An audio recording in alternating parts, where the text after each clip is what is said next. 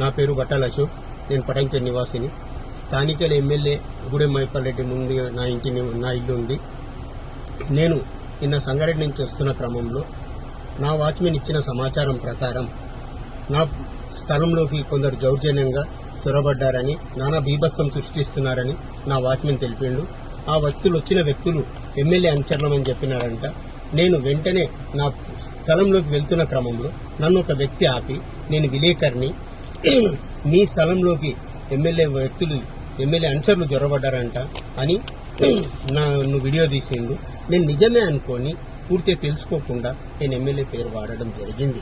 కానీ నేను తర్వాత క్లియర్గా తెలుసుకున్నది ఏంటంటే, ఆ వచ్చిన వ్యక్తులు శంకర్పల్లికి చెందిన వీరేశం అనుచరులు.